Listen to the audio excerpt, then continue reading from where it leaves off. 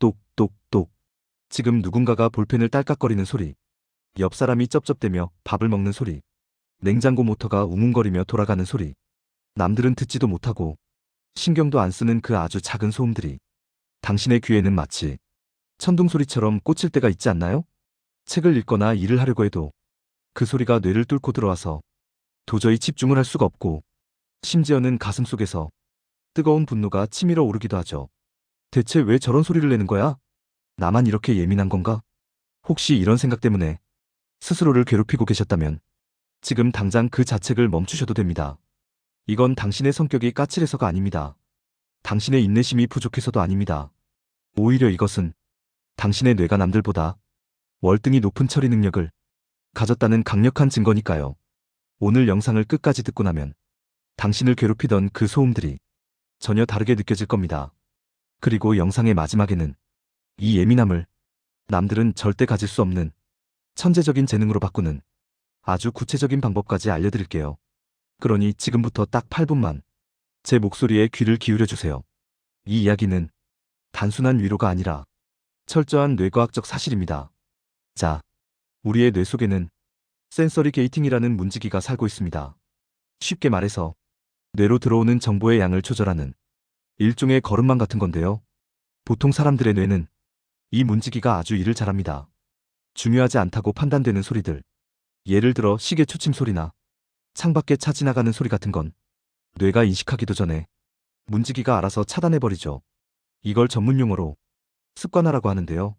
대부분의 사람들은 새 옷을 입었을 때 처음 몇 초만 까슬거림을 느끼고 금방 그 느낌을 잊어버리는 것처럼 청각 정보도 금방 무시해버릴 수 있습니다. 그런데 당신의 뇌는 조금 다릅니다. 당신의 문지기는 모든 문을 활짝 열어두고 있습니다. 남들은 10개의 정보만 받아들일 때 당신의 뇌는 100개, 1000개의 정보를 동시에 받아들이고 있는 거죠. 이걸 뇌과학에서는 새는 감각 게이팅이라고 부르는데요. 말 그대로 정보를 걸러내는 거름망에 구멍이 숭숭 뚫려 있어서 모든 자극이 뇌로 쏟아져 들어오는 상태입니다. 이러니 피곤할 수밖에 없죠. 남들은 뇌를 10%만 쓸 때 당신은 숨만 쉬고 있어도 뇌가 풀가동되고 있으니까요. 그런데 여기서 아주 흥미로운 반전이 있습니다. 역사상 위대한 업적을 남긴 천재들, 찰스 다윈, 프란츠 카프카, 마르셀 프루스트, 이들의 공통점이 뭔지 아시나요?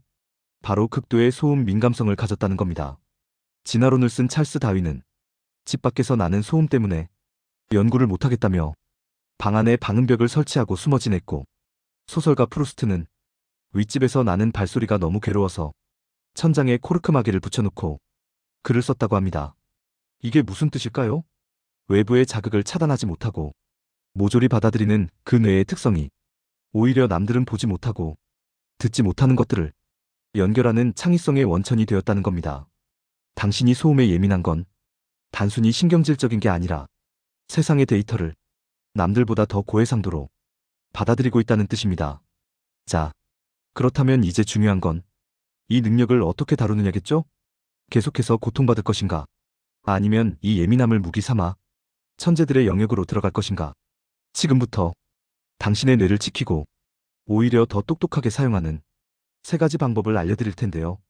특히 마지막 3번째 방법은 당신의 인생을 바꿀 수도 있는 아주 핵심적인 내용이니 꼭 놓치지 마세요. 첫 번째 방법은 뇌에게 안전 신호를 주는 겁니다. 지금 잠깐 당신의 턱을 한번 만져보세요. 어금니를 꽉 깨물고 있진 않나요? 어깨가 귀에 닿을 만큼 잔뜩 움츠러들어 있진 않나요? 소음이 들릴 때 우리의 뇌는 그걸 공격으로 인식합니다. 그래서 투쟁 도피 반응을 일으키죠. 심장이 빨리 뛰고 근육이 긴장됩니다. 이때 뇌에게 이건 위험한 상황이 아니야 라고 알려줘야 합니다. 지금 바로 숨을 깊게 들이마시고 천천히 내뱉어 보세요. 그리고 턱에 들어간 힘을 툭 하고 풀어보세요. 이렇게 신체적인 긴장을 풀어주는 것만으로도 뇌는 그 소음을 위협이 아닌 단순한 배경으로 재분류하기 시작합니다. 두 번째 방법은 백색 소음을 전략적으로 활용하는 겁니다. 많은 분들이 실수하는 게 소음이 싫어서 완벽한 정적을 찾아 헤맨다는 겁니다. 귀마개를 꽉 끼고 아무 소리도 안 들리는 곳으로 숨죠. 하지만 이건 오히려 역효과를 냅니다. 너무 조용한 방에 있으면 오히려 작은 바늘 떨어지는 소리가 폭탄처럼 들리는 경험 해보셨을 거예요. 우리의 뇌는 주변이 너무 조용하면 오히려 작은 자극을 찾기 위해 청각세포의 감도를 최대로 높여버립니다. 그러니까 완벽한 차단보다는 적절한 마스킹이 필요합니다. 빗소리나 파도 소리 같은 자연의 백색 소음을 깔아두는 게 훨씬 좋습니다. 이런 소리들은 불규칙해 보이지만 일정한 패턴이 있어서 뇌파를 안정시키는 알파파를 유도해 주거든요. 자, 이제 드디어 가장 중요한 세 번째 방법입니다. 앞서 말한 두 가지가 단순히 방어적인 방법이었다면 이 세 번째는 당신의 예민함을 재능으로 바꾸는 공격적인 방법입니다. 바로 인풋을 아웃풋으로 전환하라는 겁니다. 소음에 예민한 분들은 대부분 뇌 속에 처리되지 못한 정보가 꽉 차 있는 경우가 많습니다.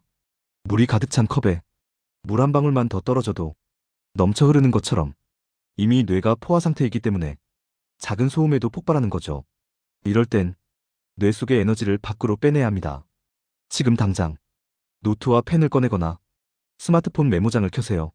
그리고 지금 들리는 그 소음 때문에 느껴지는 감정, 떠오르는 생각들을 그대로 적어 내려가는 겁니다.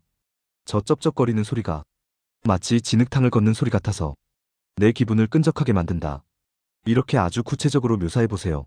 놀랍게도 그 소음을 언어로 표현하는 순간 우리의 뇌는 그 소리를 짜증나는 소음이 아니라 분석해야 할 대상으로 인식하게 됩니다. 감정을 담당하는 편도체의 불이 꺼지고 이성을 담당하는 전전두엽이 작동하기 시작하는 거죠. 실제로 많은 작가나 예술가들이 자신을 괴롭히는 감각들을 글이나 그림으로 표현하면서 위대한 작품을 만들어냈습니다. 당신이 느끼는 그 예민함은 어쩌면 세상이 당신에게 보내는 창작의 신호일지도 모릅니다. 지금까지 이야기를 들으면서 어떤 생각이 드셨나요? 여전히 옆 사람의 소음이 거슬릴 수도 있습니다. 그건 당연한 거예요. 뇌 구조가 하루아침에 바뀌진 않으니까요. 하지만 이제 당신은 알게 되었습니다. 내가 유별난 사람이 아니라는 것. 내 뇌가 남들보다 더 많은 정보를 처리하느라 고군분투하고 있다는 사실을요. 예민함은 신이 주신 가장 까다로운 선물이지만 사용법만 제대로 안다면 가장 강력한 무기가 됩니다. 남들이 보지 못하는 걸 보고 남들이 듣지 못하는 걸 듣는 당신은 누구보다 풍요로운 세상을 살고 있는 셈이니까요. 오늘 밤에는 자신을 자책하는 대신 스스로를 좀 다독여 주셨으면 좋겠습니다. 고생했어. 오늘도 그 많은 정보를 처리하느라 정말 수고 많았어. 라고 말이죠. 마지막으로 오늘 내용이 당신에게 조금이라도 위로와 영감이 되었다면 지금 바로 댓글창에 이렇게 적어주세요. 나는 섬세한 천재다.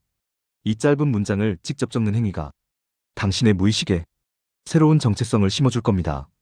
더 이상 피해자가 아니라 능력자로 살아가는 시작점이 될 거예요. 저는 언제나 당신의 그 섬세하고 아름다운 뇌를 응원하겠습니다. 다음에 또 만나요.